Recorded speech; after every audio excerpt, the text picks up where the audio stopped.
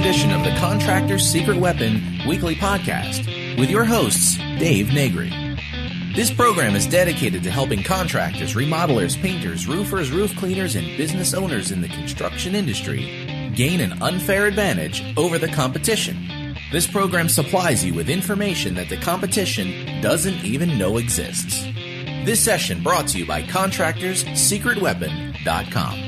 Before we get into the conversation, I just want to do a shout out to our sponsors who help promote Contractor's Secret Weapon and just some of the things that they have in store for you, our listeners. Hey, is your phone ringing enough? Do you want it to ring more with highly motivated and qualified buyers that contact you, the contractor, directly?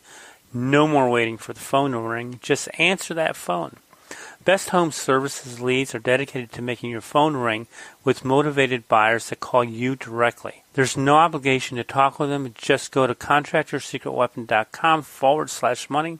Fill out the form to secure your discount on the setup fee. Do it today. This special will not last forever.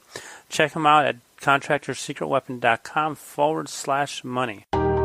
Running a small business is no easy task, and I should know because I had a service company for almost 10 years.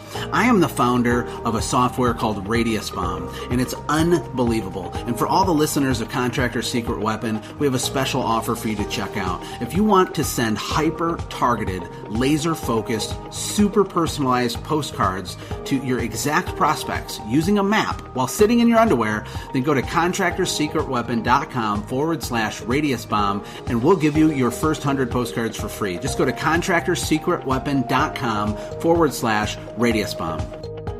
Hey, this is Dave Negri with Contractor's Secret Weapon. I'm so glad you're here today. We're still continuing our series, Keep from Crippling Your Business with these 20 marketing mistakes. Today we are on day 3.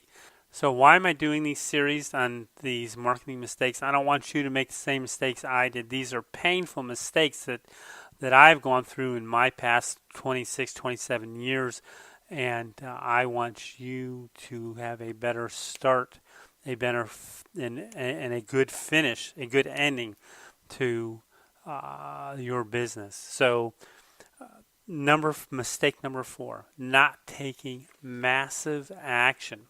An old Chinese proverb goes something like this: Confucius say, "Hungry man sitting with mouth open, waiting for a roast duck to fly in, have a long wait." So it is with marketing. So many businesses have great ideas and plans, but they fail to take action. They're waiting for things to be just right before they do anything. To some extent, that's understandable, but you're not going to get the perfect marketing piece. You need to, like we said before, test and measure. But considering that most businesses, especially small businesses, are tight for money, they want to make sure that their advertising pieces are laid out just right, that the message is clear, and that they're getting the very best deal on the advertising rates, or they're getting the biggest bang for their buck and the market conditions are favorable. And make no mistakes, all these things are important. They are very important, but it's critical that we don't get paralyzed into not taking action because of them. So let's take a look at Apple Computer, for instance. Back when Apple was first getting off the ground, articles were written about them and how they used the ready, aim, fire, the ready, fire, aim approach. And that's they got the product ready. It wasn't perfect. They fired. They got it out into the marketplace. They aimed, listened to the customer feedback, and made the modifications, and got back out there again. This is no different from the way many small and even mid-sized businesses run their marketing campaigns today. They get an ad, a promotional letter, or a campaign ready. They sit back and analyze it for months, and then they may or may not actually run it. For whatever the reason. It could be no one's buying now, it's the holidays. Well, that's the misnomer. Some of my best contracts have been during the holidays. So what holds people back? Why don't they take the chance? Why don't I take the chance when I was younger? Why don't you take the chance now? Why not get the ad out there and see what happens? That's what Apple Computer did. Who knows? Maybe the ad or the promotion will be successful. Maybe it won't. but they will never know unless they test it to see it. If they continued to wait and wait and wait, Apple would not be in the position that they are today because they acted upon everything that they did. So I'm not advocating widely spending money and blindly running ads and promotions just to see if they'll work or not. You certainly must put a lot of thought into the market that you want to target, the message that you're going to send to them, and the offer that you're going to make to them. This makes careful and calculated consideration. But any business, even your business, even my business, can learn exactly what Apple Computer found out. That the market will tell you if your product is right or wrong for them and whether or not your prices are too high.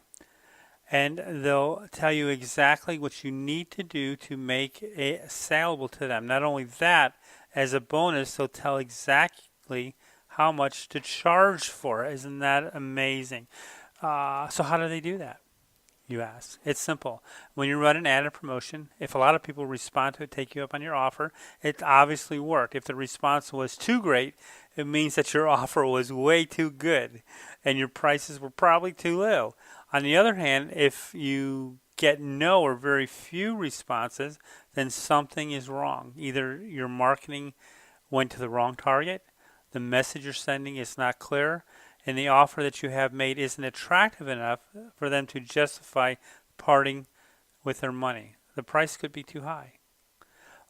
But if you conceptualize the ad, design it, lay it out, and spend months on end analyzing, you won't learn nothing, except that your procrastination has cost you a lot of unnecessary time and a lot of missed income.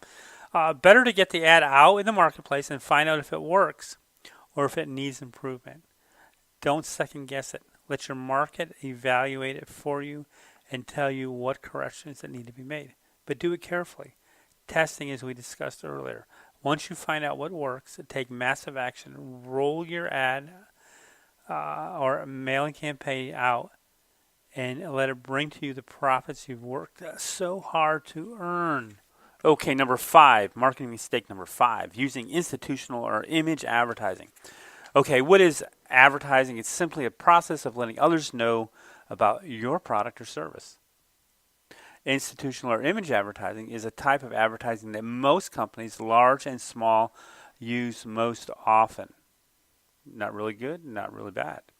While this kind of advertising can alert the market to the fact that a product exists, it does very little to create a desire in the minds of the buying public to own the product or at least inquire more information concerning the product or services.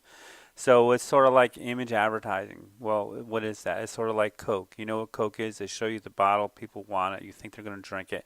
But they spend billions of dollars in marketing over the years. So a better, more effective, cost-efficient form of advertising is called direct response advertising. And we talk a lot about this a lot. The idea behind this type of marketing or promotion is to get the reader or the viewer looking at your ad to take some specific action. Either they make a call, they pay a visit to the website, or where the product or service can be seen or purchased, and perhaps send in a reply. So you want to get them to react to your marketing. But when you consider the fact that your client or prospect couldn't care less about your company or the fact that you want to sell them something, it adds up to a big waste of time. It makes a waste of your money and money that could be utilized other places. It's true that institutional or image advertising can build brand awareness, and that's okay for large corporations who have millions and millions of dollars to spend, but you don't have that. Most smaller or medium-sized businesses simply can't afford to spend their advertising that way. You need instant results, or as close to instant as possible. So most institutional advertising is not customer focused, and instead it promotes how great the company paying for the ad is. And since there's no call to action, at best the results of that kind of advertising are bad or deferred results. for the most part, people don't care how great your company is. And we've said this over and over and over again. They really care more about what particular product or service that you can do for them. Remember the old WIFM, what's in it for me? Well, that's all about direct marketing, direct response marketing. You see, customers have their own wants and needs that want to be satisfied. They will only buy what you're offering if you can show them how your product or your service will satisfy those wants and needs. So that's where direct response advertising or marketing comes in. So the type of advertising, this type of advertising, actually shows the viewer, the reader, the advantages of your product, the advantage of your service, what it can provide for them, let them know exactly what step that they must take to either get the product or service or to get more information about it. So it's designed to present enough information to give a compelling and an immediate reason for the viewer of the ad to take a specific action. So to send a coupon, pick up the phone and call and order for more information, or to stop by your place of business. Well, for most of us, they're not going to stop by our place of business unless you've got a showroom. But most contractors don't. There's some do. But so direct response marketing will bring in a more response, more inquirers, more dollars than any other type of advertising or marketing, and it is trackable. It is measurable. You know exactly where your money's going, and if it works or not. You will be able to quantify exactly how many dollars you pay for marketing efforts. How much does it cost for a lead? How much does it cost for a sale? This is where your results come from. So direct response advertising is simply the most effective type of marketing for most businesses, and effectively used can bring in immediate profits to your bottom line. And isn't that what we're all looking for? So moving right along, marketing mistake number 6, not identifying your ideal or your target market. And if you know me, I'm really hot about target market, and don't waste your time or your money by going elsewhere, because those are the people that are spending money with you. So the question is, who do you market to? Should you be marketing to the same people? Are all the people the same types of people? If so, was it a planned strategy? If they're not the same, then why aren't they the same? See, your target needs to be really well defined, and you can go back to some of the other podcasts. We had actually a whole series on just the target marketing. Go back to that and you'll find out more about target marketing. So you see, you can have the very best product or the best service on the planet. You can have the most attractive offer, the lowest price, lots of bonus, personal attention, and the best service available. But if you offer the wrong package to the wrong market, guess what? That marketing piece is going to fail. On the other hand, what if your package or your total offer isn't that good? Let's say it's just average. Let's also assume that your prices are not the lowest, but they're at least in the ballpark. You've really got nothing special that the rest of your competition can't offer. But if you have a great list to market to, a well-qualified, highly motivated prospects with the authority and the ability to buy, and in many cases, homeowners. And who's your target on the homeowners? Most of the time, it's the women. Now, with that kind of market, you just about can't lose. Target your marketing efforts to the right people can make or break the entire advertising or the marketing campaign. And if you're a small business, man, you can't afford to have that happen too many times, because it'll drive you right out of business. One of the best ways to make sure that your marketing is to the right group is to go back over your records and listen, create that list of your best customers, your best past clients. You know the people in that group, and these are the ones are the right people to market to, because they've purchased from you before. You want to know who their neighbors are, who their friends are, the types of circles they're in. Even in the cool thing, even if they have in a community group, like they live in a subdivision, there's some awesome strategies for that too. If everyone who inquires about your products or your services or makes a purchase from you should go on that list. You should capture at least, the very least, their name, their address, their phone number, their date of purchase, what they bought, how much they spent. If they're using the internet, you should also try to capture their email. And there's other ways to capture their email. If they become your customer, you just tell them you're going to have to email them the proposal, so you always have their email.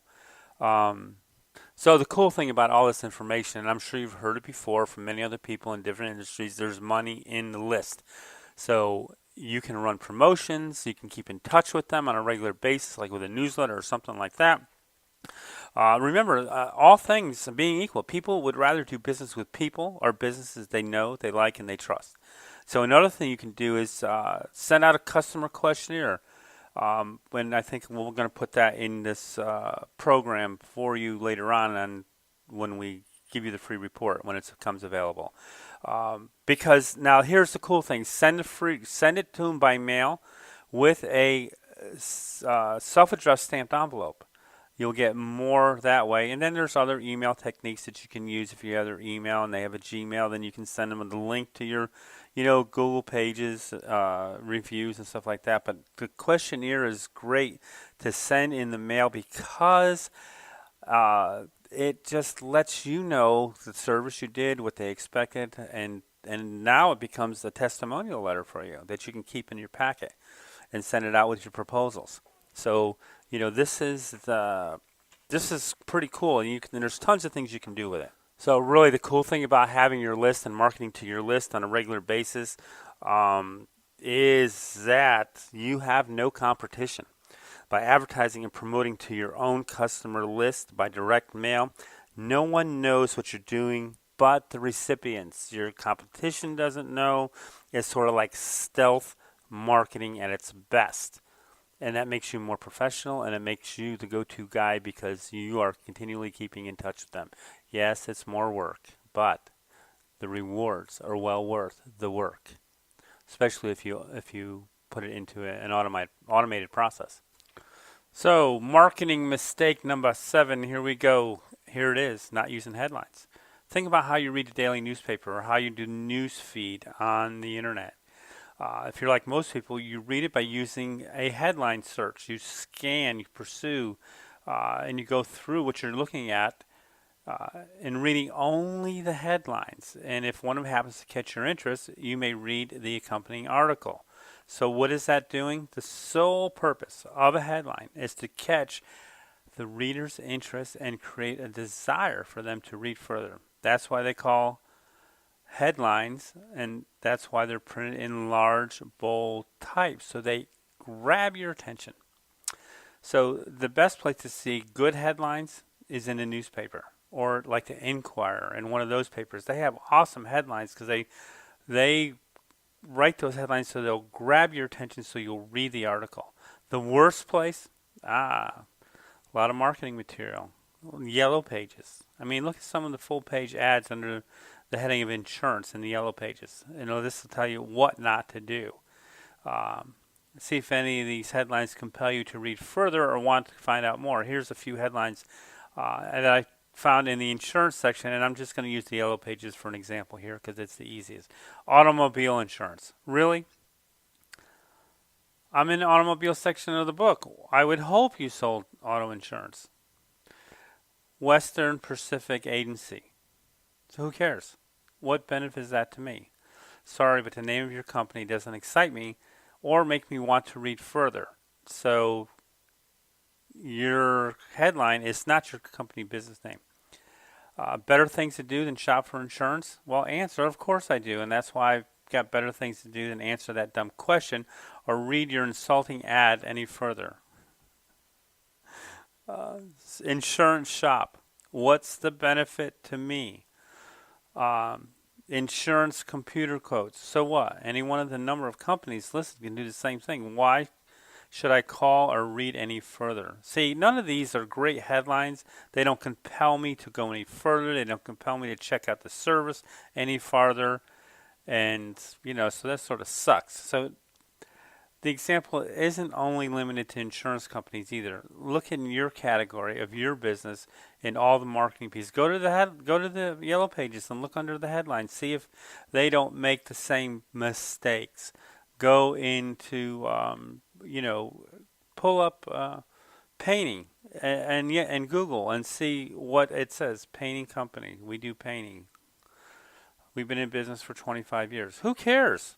But see, that's the problem. You want people to care, and you want people to read further. So you need to really compelling, headline. Instead, find articles with catchy headlines like "Teeth Lead to Man in Money Con," "Boy 10 Recovering from Dog Attack," "Xerox Cuts 5,000 Local Jobs." So these are attention-grabbing headlines that are going to make you. They get your attention. They interrupt the way that you're thinking, and you want to actually figure out why. Matter of fact, there was a really good one the other day that I found on a LinkedIn post, believe it or not. So here was the news feed in LinkedIn the other day. I got an email that says, "These jobs will go away by 2030. Heck yeah, I'm going to go see what that is. Navy wants smaller warships that pack a bigger punch. So here's another one that's pretty cool. 10 signs they're going to hire you and treat you like dirt. Are you going to read that article? Well, you're going to certainly think about it. So here's, so you see where I'm going with this. You got to create an interest to grab their attention so their eyeballs are peeled towards it. Here's one for maybe just your business. You redo it the way you want. Local homeowners save thousands using Contractor's proprietary services. I mean, you can go wherever you want with that one. So here's another example. We're going to use a computer company, East Valley Computers. Or, here's their ad. How to sit at home and make $1,200 a week with your computer, even if you don't know how to use it. Would you read that article? Absolutely. So I want you to get your creative juices flowing. Don't think about being a plain Jane or a plain Bob, whatever, and think about what can I do, what can I use headlines for, and how am I going to get them so that they grab my potential clients' eyeballs. That's really what you want. And, $500 off is not going to do it because everyone offers $500. So let's continue just a hair more. Hey, we're getting to the end of our time. I just want to thank you for being here. But tomorrow is marketing mistake number 8. Failing to use testimonials. How do I get testimonials? Well, tomorrow we'll let you know. Hey, have a great day, and we will catch you on the backslide tomorrow. Be profitable, have fun, and enjoy your business and your profits. Again, I want to thank you for joining us and investing your time with us today. I hope you enjoyed this week's episode, and if you did, go to iTunes and give us a shout-out. You can also go to our website, www.contractorsecretweapon.com, and check out today's episode and leave us a comment in the bottom of the page. And if you haven't gotten your 15 secret weapon strategies to getting higher-end customers, get it while you're at the website. Also, I want to thank again our sponsors for keeping this podcast alive for your profit-making pleasure. And so go be profitable this week. Work smarter, not harder, and learn how to leverage your time and your knowledge so that you can be more profitable. Again, see you next week.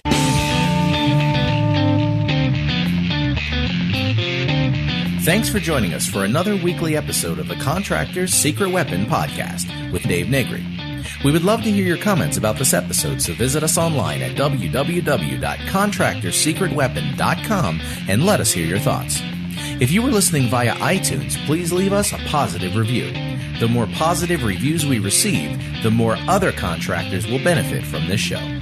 Thank you, and see you next time here on the Contractor's Secret Weapon Podcast.